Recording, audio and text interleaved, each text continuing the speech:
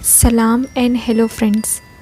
आज मैं आप लोगों को जो कहानी सुनाने जा रही हूँ, ये कहानी खौफनाक और सच्ची है ही, और साथ ही इसमें जो कुछ भी हुआ है वो मेरे साथ हुआ है और इस कहानी की गवाह मैं खुद हूँ। लेकिन इससे पहले आप लोग मेरे चैनल सबा टीवी को सब्सक्राइब कर लीजिए और बेल आइकन को दबा दीजिए। तो चलिए कहानी शुरू करते हैं। ये उस समय की बात है जब मैं 12 या 13 साल की थी। मैं और मेरी बहन हर संडे अपने चाची के घर जाया करते थे।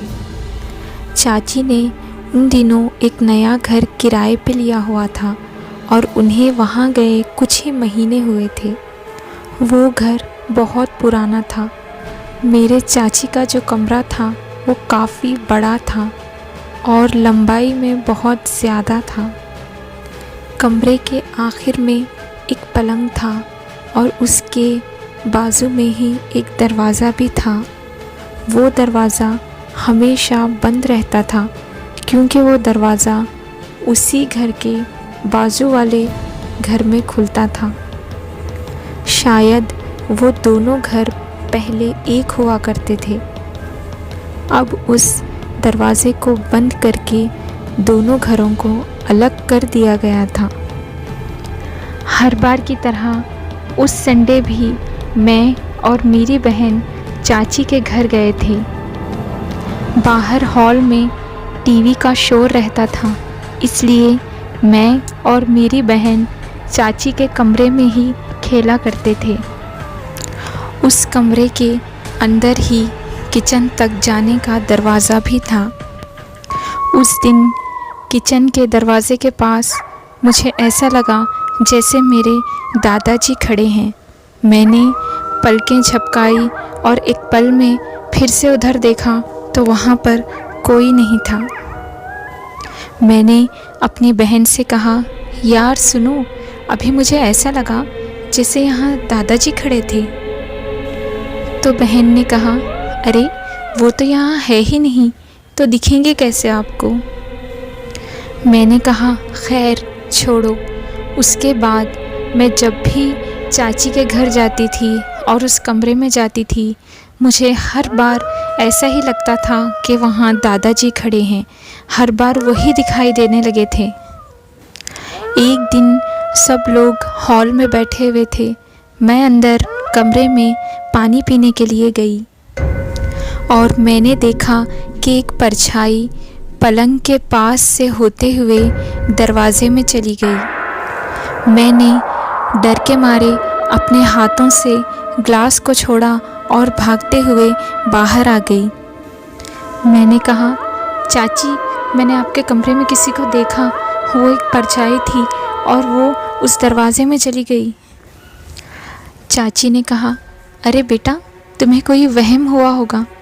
उन्होंने मुझे समझाया तो मैं चुप हो गई। एक संडे को मैं और मेरी बहन फिर से उनके घर गए थे।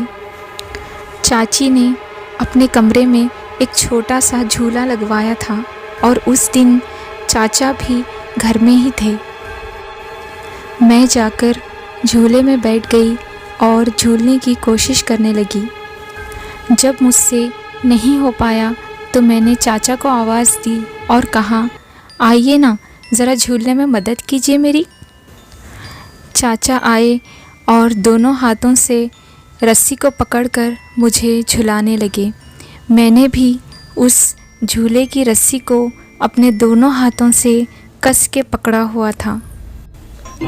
जब झूलते झूलते मेरी नज़र छत पर पड़ी तो मैंने ज़ोरदार चीख मारी और उस झूले से मैं उतर गई। चाचा ने बोला, अरे क्या हुआ? तो मैंने कहा, मैंने बहुत बड़े हाथ की परछाई छत पे देखी है चाचा।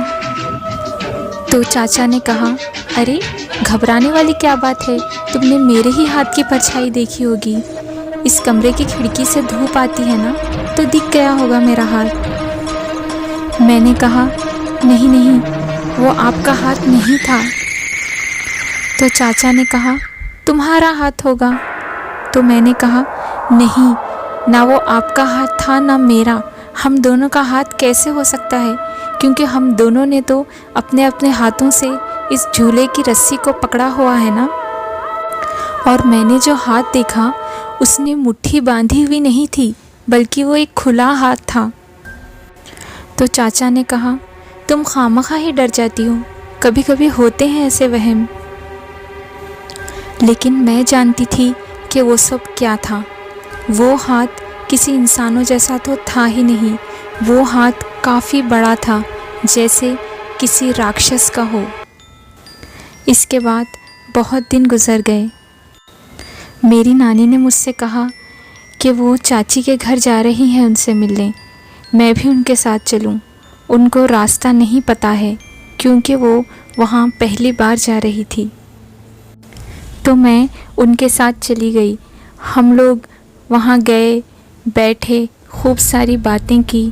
फिर चाची ने मेरी नानी से कहा, आंटी चलिए मेरे कमरे में बैठते हैं। तो नानी वहाँ से उठ गई और कमरे की तरफ बढ़ने लगी। वो दरवाजे तक आई और अपना पैर दहलीज पर रखने से पहले ही वापस ले लिया और फिर उसी जगह आकर बैठ गई। उनके पसीने जा रहे थे, उनका दिल ज़ोरों से धड़क रहा था और वो बहुत घबराई हुई थी। चाची ने कहा, क्या हुआ आंटी, आप इस तरह से क्यों आ गई वापस? तो मेरी नानी ने कहा, मैं उस कमरे में कदम भी नहीं रख सकती, वहाँ एक बहुत बुरी आत्मा है। मैं उस कमरे में नहीं गई तो मेरी ये हालत हो गई, और अगर मैं उस कमरे में चली जाती तो पता नहीं मेरा क्या हाल होता। मेरे साथ ज़रूर कुछ बुरा हो जाता। मैं बस आपसे यही कहना चाहती हूँ कि इस घर को जल्द से जल्द खाली कर दीजिए, वरना आपके साथ भी कुछ बुरा हो सकता है। नानी की ये सारी बातें सुनकर मेरी चाची और मैं तो बहुत डर गए थे। इसके बाद मैं और मेरी नानी अपने अपने घर वापस आ गए। इस सब के बाद मेरी चाची ने पड़ोसियों से पूछताछ की, तब उन्हें एक बहुत ही हैरान कर देने वाली खबर पता चली।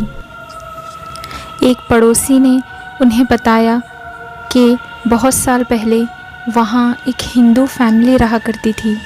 तब वो 2 घर नहीं बल्कि एक ही घर हुआ करता था, और वहाँ एक कमरे में उनके जवान बेटे ने फांसी लगाकर अपनी जान दे दी थी।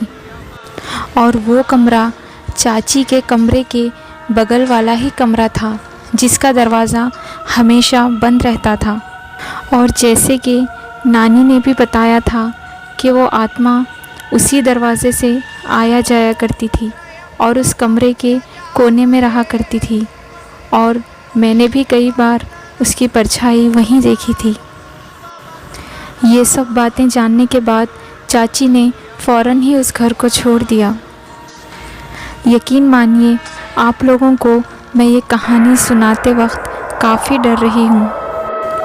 सारी चीज़ें मुझे अपने आँखों के सामने नज़र आ रही है। आप लोगों को क्या लगता है, क्या ये सब मेरा बचपना था? अगर ये सब मेरा बचपना था तो नानी ने वो सारी बातें क्यों कही थी? चलो, अगर नानी ने भी गलत कहा था तो फिर उस लड़के की ख़ुदकुशी वाली बात क्यों सच साबित हुई? तो ये थी मेरी कहानी। कैसी लगी आप लोगों को कमेंट करके ज़रूर बताना। लाइक और शेयर करना मत भूलना। Bye bye friends.